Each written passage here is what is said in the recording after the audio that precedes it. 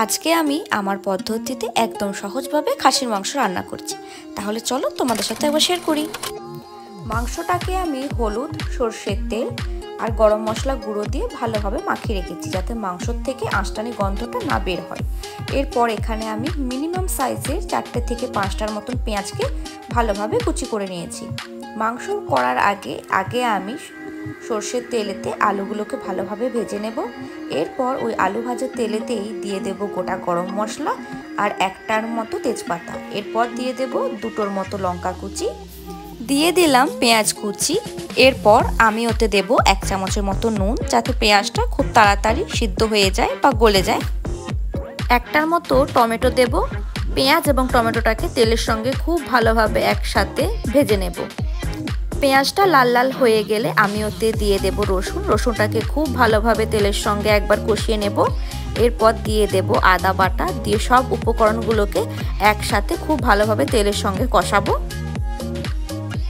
তেল, হলুদ ও গরম মশলা মাখানো মাংসটাকে এখন দিয়ে দেব।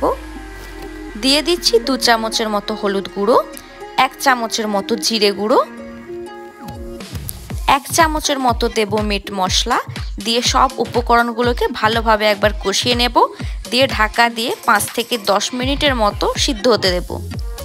10 মিনিট পর আমি ঢাকা সরিয়ে নেব।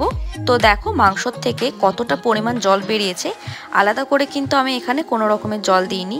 এরপর আমি দিয়ে দেব কাশ্মীরি লঙ্কা। এটা কিন্তু ঝালের জন্য না, এটা মাংসটাতে খুব সুন্দর একটা কালার আনবে। আবারও সব উপকরণগুলোকে খুব ভালোভাবে একসঙ্গে নাড়াচাড়া করে নেব আর ঢাকা দিয়ে আবারও 10 মিনিট পর্যন্ত রেখে দেব। 10 মিনিট পর মাংসর ঢাকাটা আবার সরিয়ে নিচ্ছি।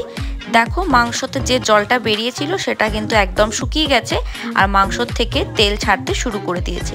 এরপর এই মাংসটাকে 50%-এর মতন কিন্তু মাংসটা সিদ্ধ অলরেডি হয়ে গেছে। এরপর বাকি যে 50% আছে সেটাকে আমি প্রেসার কুকারে করে নেব। প্রেসার কুকারে মাংস দেওয়ার আগে ভেজে রাখা আলুগুলোকে আমি দিয়ে দেব আর দিয়ে দেব তুলে রাখা চর্বিগুলো। সব শেষে আমি অ্যাড করব কষানো মাংসটা এবং সামান্য অল্প পরিমাণ জল দেব। তো আমি এখানে খুব একটা বেশি ঝোল করব না, তোমরা যদি চাও বেশি করে ঝোল করতে তাহলে জলের পরিমাণ বেশি দেবে। এখানে আমি কিন্তু কুসুম গরম জল ব্যবহার করেছি। প্রেসার কুকারের ঢাকনা বন্ধ করে দেব এবং একটা সিটি দিয়েই কিন্তু মাংসটা বন্ধ করে দেব। একটা সিটি হয়ে গেছে, আমি প্রেসার কুকারের ঢাকনাটা খুলে দিলাম। দেখো প্রত্যেকটা মাংস কিন্তু ভীষণ সুন্দরভাবে সিদ্ধ হয়ে গেছে, যেহেতু আমি আগের থেকে 50% আমি কষিয়ে সিদ্ধ করে নিয়েছিলাম। তো তোমরাও এইভাবে সহজ পদ্ধতিতে অবশ্যই করে দেখো, আশা করি ভালো লাগবে। তো আজকের এই মাংসটা আমি আমার অ্যানিভার্সারিতে করেছিলাম লাঞ্চের জন্য। তো কালারটাও কেমন হয়েছে সেটা অবশ্যই জানিও। আর এটা কিন্তু খেতে ভীষণ টেস্টি হয়েছিল।